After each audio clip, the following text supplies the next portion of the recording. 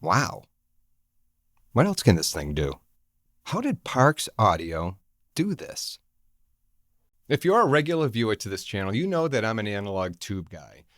This is completely the opposite. And it's amazing. This right here is the Waxwing. It's Park Audio's latest phono stage offering. And this is the brainchild of the mastermind behind Parks Audio, Shannon Parks. Some folks may remember the company's first phono stage offering, the Budgie. I love that name, the Budgie, which was an analog tube stage, which you know I love analog and tubes. And then the company went in a totally different direction when it introduced digital processing or digital signal processing with their next phono stage, the Puffin. Basically, it converts the analog signal into digital so that it can perform its magic before sending it off to the next stage as an analog signal again. The Waxwing is the company's next generation product, and it is magic. Now, I'd heard of the Waxwing, which is why I reached out to Parks Audio to see if I could hear it for myself. And was I skeptical? Well, no. Parks Audio has a great reputation and has for years. Now, when this showed up at my door, I thought, wow, this thing is small. But then again, so aren't some of the phono stages that I've recommended over the years. This really isn't much smaller than some of those. Setup is exceptionally easy. You just connect the RCA cables from your turntable and then out to your amplifier, or powered speakers, or whatever the next stage is in your setup. And there's no power button on the Waxwing at all. It's always on. It only runs about, I think, 1 watt of power in standby. So how do you access its magical settings? There is an app for that. There's both an app for Android and Apple. They have both ecosystems covered, which is very cool. And as soon as it showed up, and I hooked it all up into my review system, I downloaded the app, and the app instantly connected to the Waxwing. I didn't really have to do anything. It was all done via Bluetooth and instantaneously. Again, a little bit of magic. To start things off, I wanted to pick something I was familiar with, so I pulled out my 44-year-old copy of The Doors' L.A. Woman. One of these days, I need to get the 45 RPM version or reissue that Analog Productions put out. But that's beside the fact. This is where the fun began. You're presented with a laundry list of menu items, and at first it might seem maybe a little bit overwhelming, especially if you're somewhat new to the vinyl experience and you see all of these maybe unrecognizable terms. But the app has you covered. You just click on one of the titles, and it provides you with everything that you need to know about it in detail. And I loved that. Having a tech background, I really appreciated the amount of thought that went into these feature descriptions. So I played around. Now, I'm not going to go into every single feature that the Waxwing offers, but I do want to point out a few. And it was kind of funny. I did feel like a kid with a new toy. I would adjust the setting. I'd sit back. I'd listen, close my eyes and listen. And I'd wonder, how the hell are they doing this?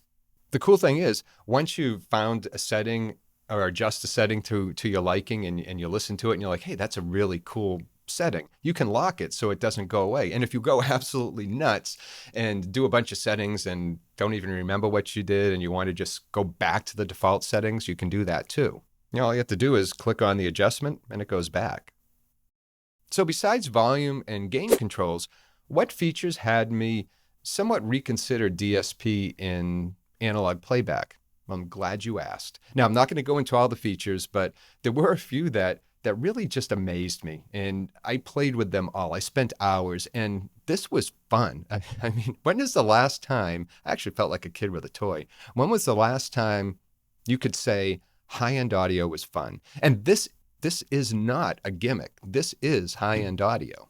Now, as you'd expect, there are treble and bass controls, and I left them at neutral, and I instead used warmth to decrease the brightness of some brighter sounding records. Like Cheap Trick. Cheap Trick's Dream Police is a little bit bright sounding. This also works the opposite if you have a record that's a little too heavy on the low ends. You can account for that too. Then again, you have things like Air, which is sort of like controlling the capacitance settings on a phono stage. Then there's High to help attenuate brightness. You can lower that. This is always a problem with my aging ears and the small listening room I have, I've taken great pains to reduce treble and reduce brightness. And here it's all here at the tap of a screen. Now, this is one of those fun little features that I mentioned, grade.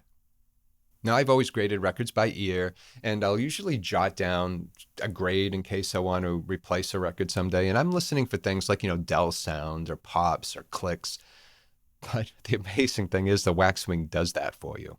As the record plays, it calculates the amount of surface sound and averages it out at the end to give it a final grade. It's genius. And this right here, magic, this is where the magic happens. I don't really know how else to say it.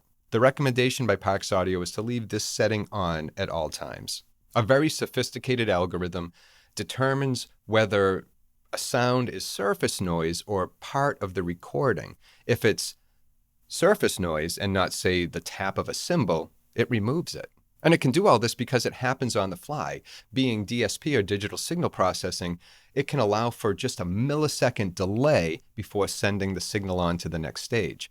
And it's kind of like in the old days, if a DJ or a guest swore, they would use the broadcast delay of, say, maybe 5 seconds to stop that swear from hitting the airwaves. So being a tube guy, the Waxwing did something unexpected.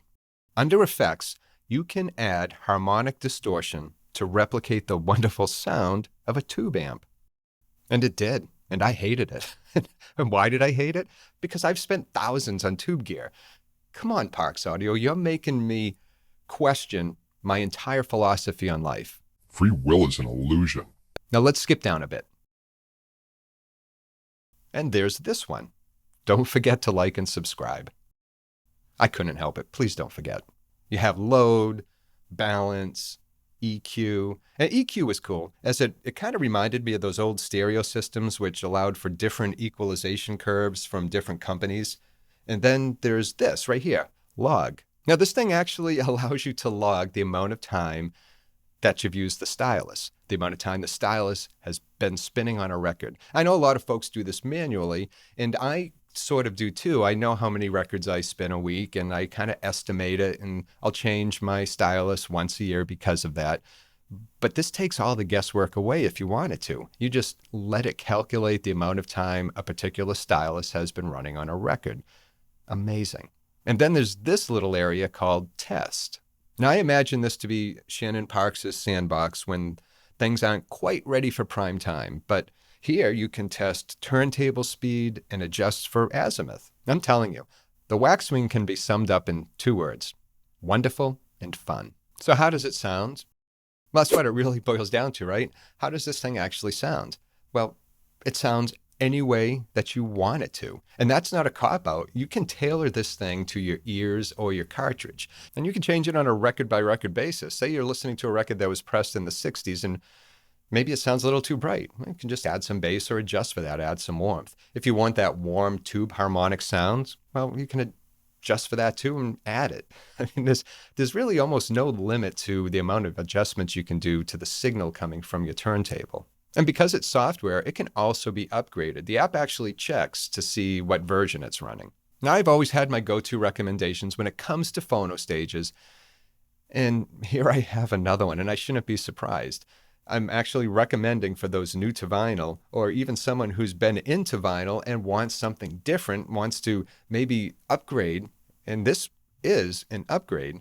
You can upgrade it to this and have a world of adjustments that you can make just from the tap of a screen.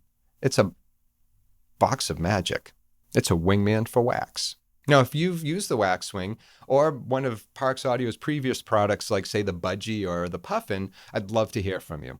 And if you want to know a cool turntable that you can pair this with, just check out this video. And as always, thank you for watching, and thank you for being here today and watching this channel. And until next time, take care of yourself and enjoy your records.